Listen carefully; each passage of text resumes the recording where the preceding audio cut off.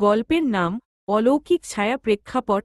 গল্পটি শুরু হয় বাংলাদেশের একটি ছোট্ট ও নিস্তব্ধ গ্রাম, নাম নতুনপুর। গ্রামের পাশে একটি ছোট জঙ্গল, যেখানে দিনের আলোয় খুব সুন্দর পাখির গান শোনা যায়। তবে সূর্য ডোবার পর জঙ্গলে যাওয়ার সাহস কারও নেই। গ্রামের মানুষ বিশ্বাস করে সেখানে কিছু অলৌকিক ঘটনা ঘটে, এবং ছোট থেকেই সবাইকে সেখানে না যেতে সতর্ক করা হয়। গল্পের শুরু। নতুনপুর গ্রামে একদিন আচমকাই অদ্ভুত ঘটনা ঘটতে থাকে। গ্রামের বিভিন্ন প্রান্তে অদ্ভুত ছায়া দেখা যায়, যা হঠাৎ করেই কোনো মানুষের মতন মনে হয়, আবার হঠাৎ অদৃশ্য হয়ে যায়।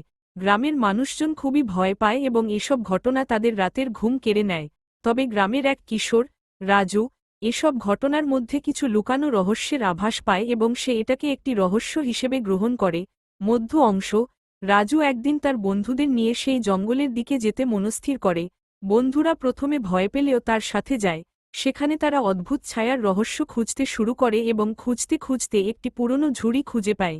ঝুড়ির ভেতর একটি প্রাচীন পাণ্ডুলিপি আর কয়েকটি পুরনো ছবি পাওয়া যায়, যেখানে নতুনপুর গ্রামের আগেকার মানুষদের ছবি ছিল। গল্পের পরিণতি।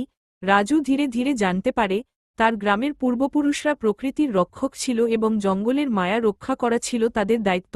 প্রাচীন পাণ্ডুলিপিতে লেখা ছিল, যারা প্রকৃতিকে ভালোবাসবে সেই জঙ্গল তাদের জন্য সুরক্ষার ছায়া হয়ে থাকবে, কিন্তু যারা প্রকৃতির ক্ষতি করবে তাদের জন্য জঙ্গল একটি অন্ধকার ভয়ানক ছায়া হয়ে ধরা দেবে। রাজু এই জ্ঞান পেয়ে সিদ্ধান্ত নেয় সে তার বন্ধুদের নিয়ে গ্রামবাসীকে প্রকৃতির প্রতি শ্রদ্ধা প্রদর্শন করতে উৎসাহিত করবে। এখানে রহস্য, অনুভূতি ও শিক্ষণীয় বার্তা রয়েছে।